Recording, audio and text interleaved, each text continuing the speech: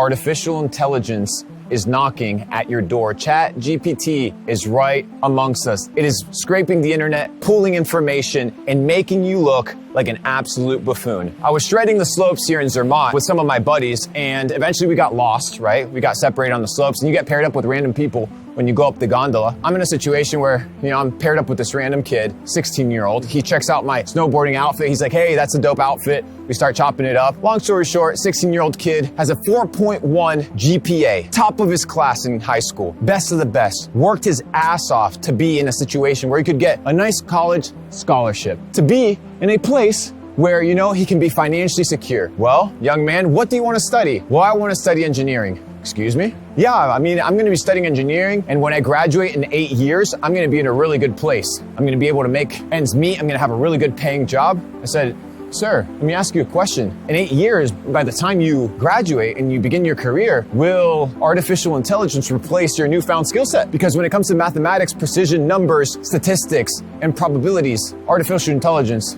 is a lot more powerful than any human alive. You need to be building companies of the future. You need to be doing things of tomorrow, because based on Moore's law, technology is advancing extremely quickly and it's becoming extremely cheap and cost efficient. The fact that somebody right now in Africa, in a third world country, has access to artificial intelligence to fundamentally and radically change their lives, now we've democratized access to big things. The question is, will you be consumed by artificial intelligence, live in the past, live with this bullshit idea that college and university will be worth it? Or you're gonna understand where the world is going 8, 10, 15, 20 years from now, and you will position yourself accordingly. Instead of studying engineering, why don't you become a software engineer? Why don't you become a machine learning expert? You'll be in a situation where now you integrate with AI and you still get to exercise your passion in university. So I told him, hey, bro, you should really check it, because at the end of the day, you to the university, you are a customer. You are a number. As much as they want to give you the alumni, the colors, that's all a cultish identity. That's how they charge you for a whole lot of shit. So ladies and gentlemen, start using artificial intelligence. You are in fucking Zermatt, Switzerland with your boys, shredding the slopes, independent,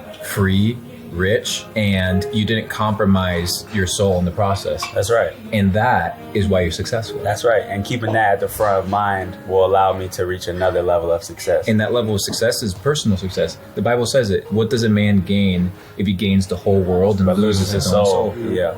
You gain nothing, bro. This is all a video game. It's a test. It's a test, bro. So no comparison, bro. The comparison is you yesterday. Everybody's fake. You can crack the code. What's the code? Be fucking legit. And people don't even tap into their fullest potential because they want to be somebody else. Hence why I don't fucking compare myself to anybody except the dude in the mirror. I don't know about your life. Like, I'd be delusional to compare myself to anything about you, except I know that you're a great guy, we're friends. But there's so many things that are happening in the psyche, the subconscious, the family, all these things that construct the dynamic of somebody else's life. I don't want somebody else's life. I'll make my life a great life and a life to enjoy. It's like the same thing with chasing success or the next thing. People like achieve $100,000 e-commerce store, which when you started drop shipping, that was like the thing. If you could do $100,000 in a month, that was a shit. As soon as you hit it, you don't even enjoy it because you see the guy doing $1 million. Right. You had originally forgot that you were a scrub at zero. But the problem is comparison is the killer of joy. It robs you of the joy. Why? Because your energy isn't focused on you. It's focused on somebody else. That's why I love the hate. I love when people talk about me because they're just giving me their energy so that I can wield it and get richer.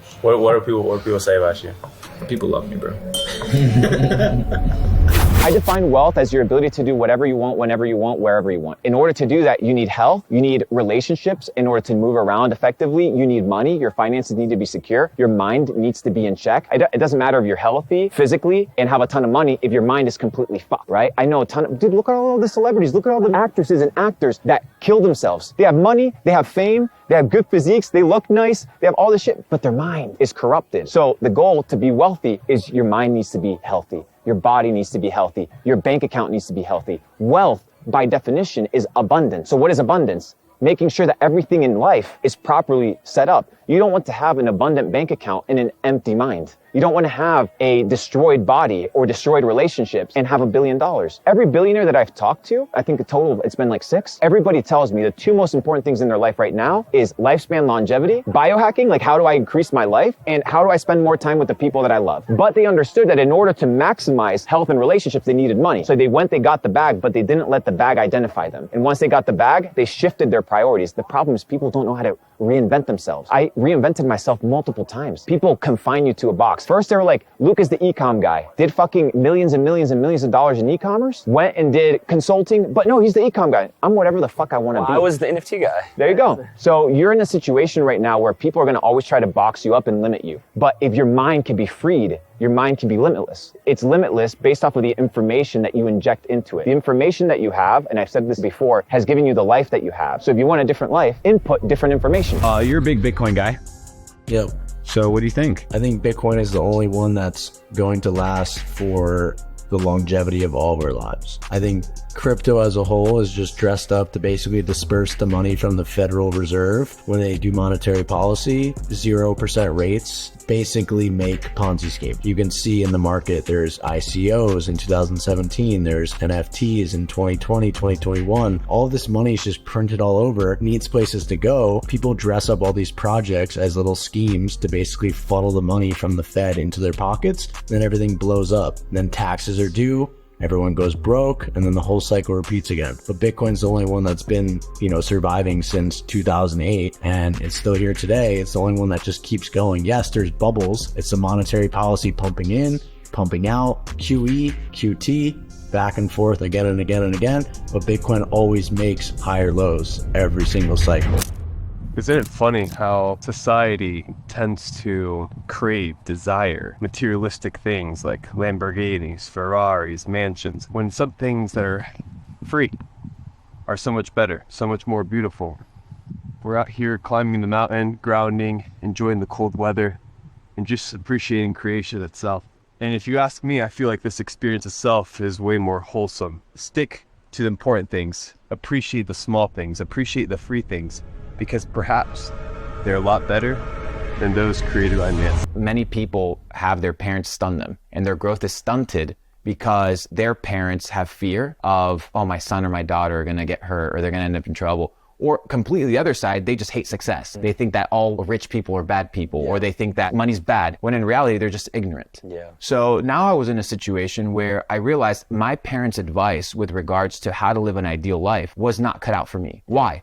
Not because their advice wasn't applicable, but because I did not want to live the life that they had. And the life that they had was based off of the information that they knew. And therefore, the information that they knew was filtered through, and their advice came only from the information that they have. So if their life isn't amazing, and the information that they have isn't amazing, then most likely their advice isn't amazing either. So I was like, fuck what my parents think. And I know that sounds insane. Like people go, oh, Luke, you're disrespectful to your parents. Brother, your parents won't feel disrespected when you retire them, sit them in a nice little Ferrari in Monaco with the entire family gathered around the table overlooking the coast, and all your parents are happy there sipping their nice little Italian wine, seeing all the grandchildren run around. You won't hear them bitching. You won't hear them bitching and complaining at that point. But what you're gonna have to go through is a season of echo chamber of negativity. You can't do this. You shouldn't do this. You should be worried. Why? Because they've been conditioned. This is how it's going to be in the future. You're going to come to the bank, right? Try to get your money out, right? You're like, it's over. I need my money. You're going to try to get it all out, and then it's going to say, oh, no,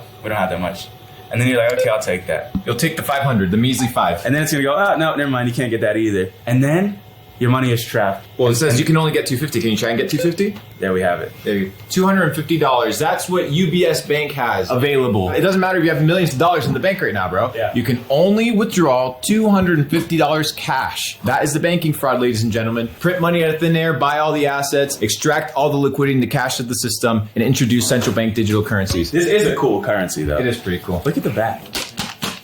Please don't rip it. This is a nice bill. All right, let me try to get more. Give me my money!